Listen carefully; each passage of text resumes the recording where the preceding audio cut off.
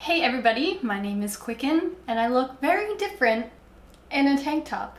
Hey everybody, it is Quicken and today I'm going to be talking about Stranger Things, and you can probably tell by the title of this video, I might be talking about it a little negatively.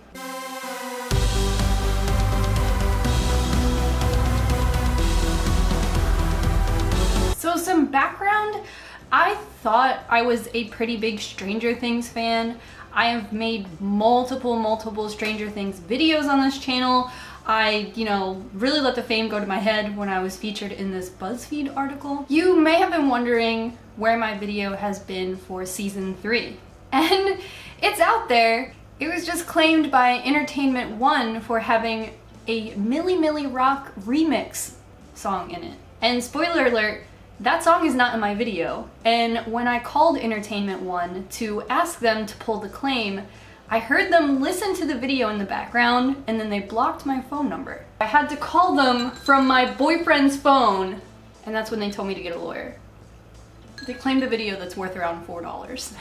Today, I want to talk about Stranger Things in the eye of pop culture. I asked you guys yesterday on my Instagram, @QuietCoolKid, do you feel like Stranger Things has been killed by pop culture? And I bring that up because at first, I noticed some things popping up here and there, a little bit of merch that I found a tad bit questionable, but, kept my spirits high because I do really love Stranger Things. But more and more, I felt like I was being suffocated with Stranger Things licensed products. And although that happens, I guess, to everybody's fandom, I want to explain why this has been such a shock to me, and maybe to you guys as well, because the overwhelming response from you guys was, yes, I feel like pop culture has taken Stranger Things.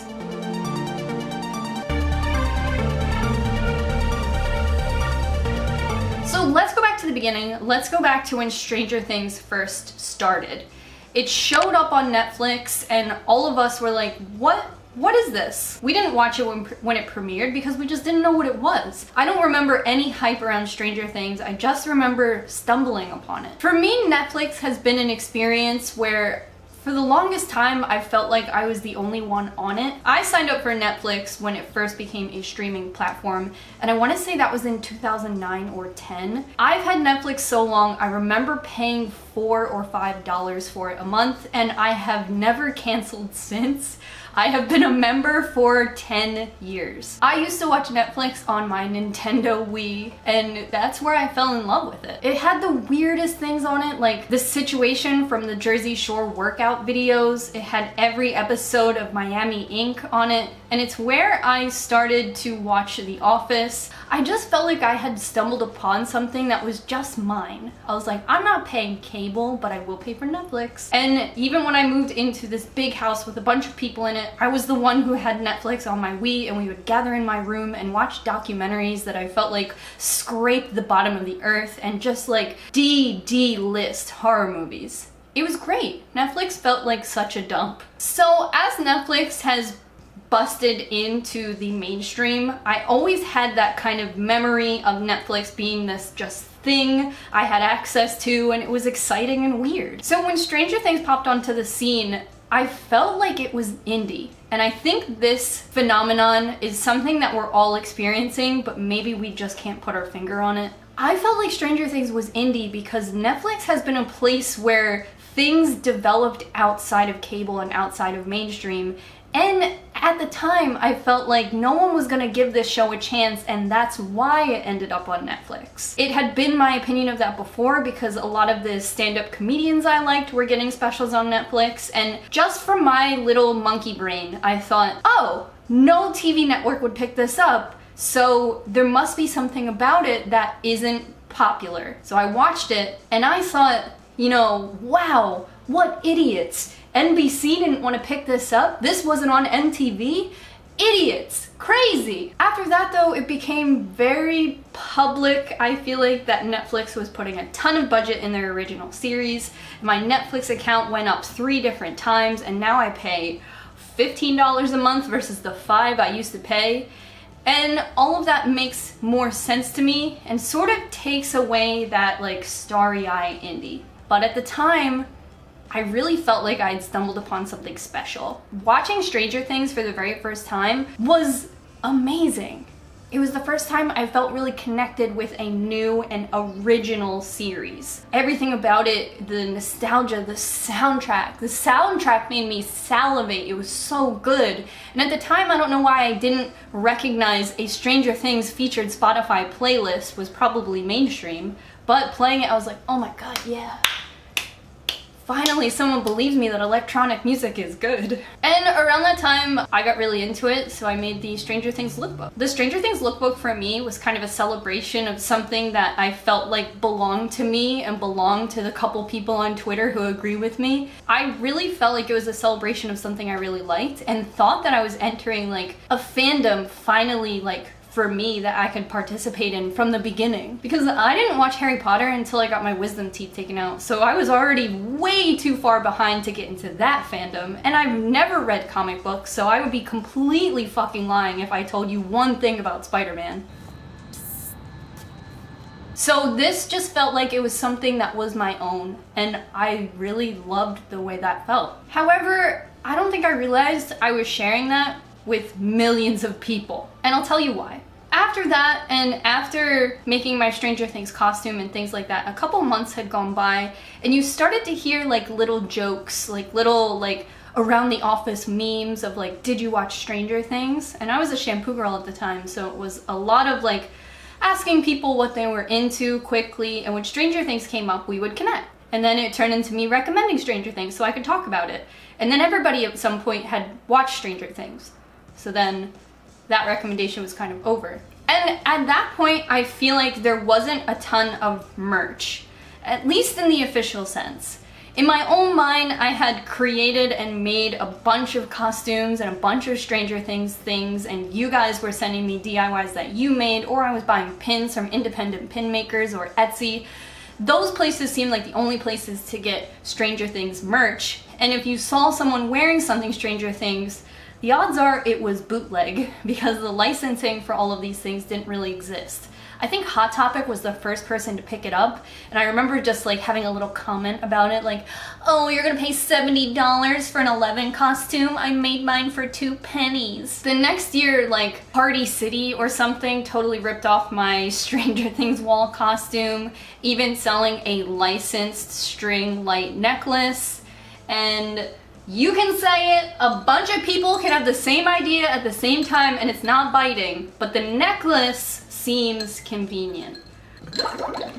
All of this kind of seemed like I was being force-fed a ton of Stranger Things things.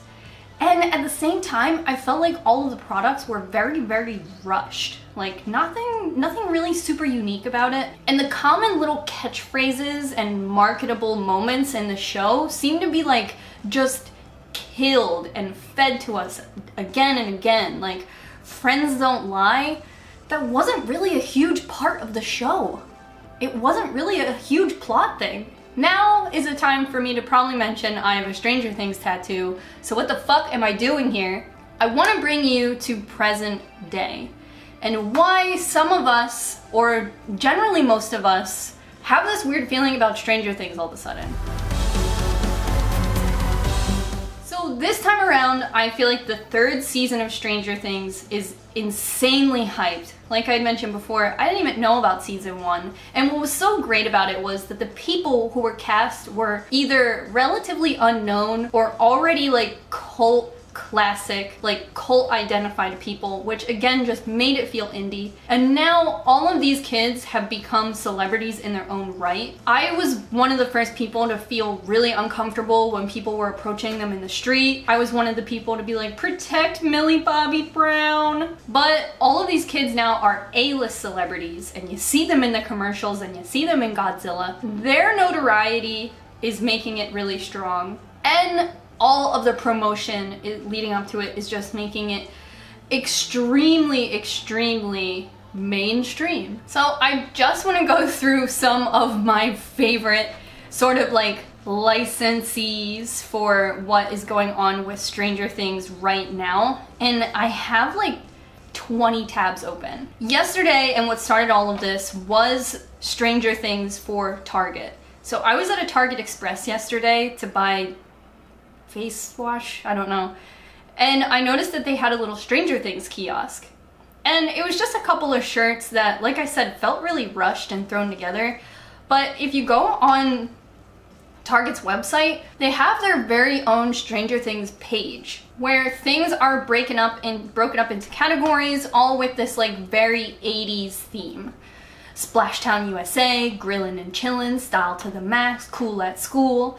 And then they have Scoops Ahoy, which I think is just the ice cream shop that they work at, some of the characters work at in season 3. And then they have raddest categories: entertainment, clothing, action figures, things for the home, costumes, and Stranger Things party supplies. This is all just at Target. So just going into some of these things, they just seem insane. And I know as an Evangelion fan, I'm stepping on some toes saying this since Eva has the craziest merch ever. But there's just something about that merch that excites me, and this doesn't. And I can't tell you what those things are unless it's just like the overpiling of these brands trying to understand something that in my mind I denoted as indie.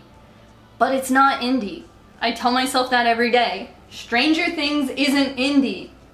But it doesn't compute because it's designed to be so indie. So next we have Pop Colors, which I guess is stationery company. And these are Stranger Things licensed colored pencils, the Upside Brown, Friends Don't Lilac, you know, kind of cool. Next, Nike also has a license with Stranger Things right now. And like I said, there's only so much you can do, so they went the Hawkins Phys Ed kind of category, where they release clothes that look like clothing in the characters in the movie, which is like kind of cool. You can have this fit for $70, or you can come down here and have the Hawkins High School t-shirt for $40, which I own. I got it for my costumes last year. It is currently in my Bronco, so it's DOA. Or you can get the Stranger Things sweatpants for $65, Hawkins school cap for $32. Nike, I guess, is the more premium approach for your Stranger Things merch. Or you can come to Forever 21 and get your Stranger Things tracksuit. I mean, this one is kind of one of the cooler ones I've seen, I'm not gonna lie. It's pretty sick. It's kind of like an all-out approach to this, but I just don't see myself in it very seriously. Like, I just don't know the occasion. But I will say, one of the cooler ones, but there's just like not enough content to support this level of merchandise. Like, it says the Upside Down, Mike, Lucas, Dustin, 11. And then there's some other Stranger Things licensed merch for Forever 21 as well. I do like this one, this like 11 basic graphic t-shirt. Seems like some of the more bootleg stuff that you might remember from season 1.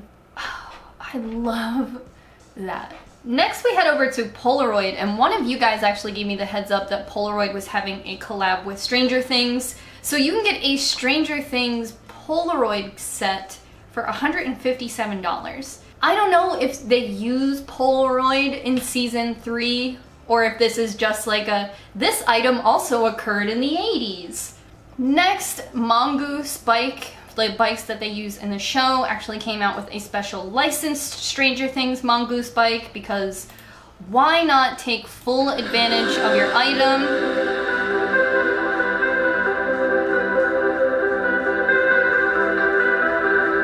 Being in Stranger Things. So Stranger Things has kind of always been available at Hot Topic, and that's just how it goes. Hot Topic gets a lot of like fandom licensing, but I thought this piece was kind of crazy. It is a Demogorgon yard sprinkler, which, you know, is it for kids? Is it for adults? Like, I don't even know.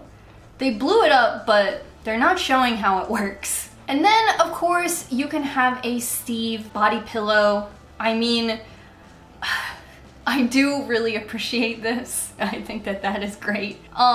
Steve is one of my favorite characters. Like, this one is fan service. This one's fans only. Even Urban Outfitters got in on the fun, which, like, if you want to feel like you are the only indie Stranger Things fan, you can have this Barb poster in your house with your palm leaf and your fluffy pillow. This one just deserves an honorable mention because I thought it was sick. Here is a Stranger Things van flip moving enamel pin. I mean, that's pretty dope. Do you guys still like enamel pins? Next, Javiana's came in on here and got some Stranger Things licensed flip-flops. And H&M also took the lifeguard approach. Remember the lifeguard stuff from Target? Well, H&M had the same idea at the same time to be released on the same day. And it is the Hawkins Pool licensed swimsuit. And my question here is, do you buy this because all your friends bought it and you all want to look cool, or do you buy this hoping that you're the only one? This is so unique to me because maybe because I was never in like a Star Wars fandom where all your friends do dress that way and that's what's cool. But again, like trying to wash the like idea that this movie is indie is just tough. Again, with H&M, you have this like cooler approach where it's the Hawkins, Indiana typeface shirt that's like 80s, interesting. But you could pair it with your Stranger Things Cortez Nikes. For 120 bucks, you can get the real freaking deal and get your Stranger Things licensed Nike sneakers with the Hawkins High School emblem on the back. Is it overkill? Like, I don't know. Then you can eat some soup with your Stranger Things character mug, play some Stranger Things Ouija board, and decorate your desk with this Stranger Things MLB bobblehead. This one I don't get at all. I really don't get this at all. In conclusion, I just feel like with all of these items, all of this licensing stuff, it's all fighting for the limited budget and attention of Stranger Things fans, which feels skeptical of all of this stuff anyway, at least in my pocket of the internet. You guys feel skeptical or even disenchanted by all of this, and I share the same feeling. Are you a fan, but you don't want any of this merch? Because even when I was starting this video, I thought, am I not even a Stranger Things fan? I don't own any of this stuff. I don't own any officially licensed Stranger Things items, not one. The Hawkins shirt I have is a bootleg, and all the other stuff I have either I made or you guys made. But I'm a hypocrite because right now I am watching Evangelion chic items on eBay. So I don't know. I wanted to ask you guys how you felt. Do you feel disenchanted by the big push of this franchise? Are you still excited for season 3 and you're going to watch it? I am skeptical, of course, because I've put a lot of my heart into Stranger Things and a small piece of my skin, but I also just want to like stuff. And I don't want anyone to bother me while I just like stuff. Let me know how you guys feel and give this video a thumbs up. Share your opinion in the comment section. I would love to know how you feel because I'm just one person, and in all of this I am still very neutral. I still can't wait to watch the premiere tomorrow and talk about it with the two people I interact with in real life, and I've been looking forward to it. Even if Millie Rock took down my video, I have been following along. Anyway, I love you guys. Follow me on Instagram at quietcoolkid, and until next time, bye.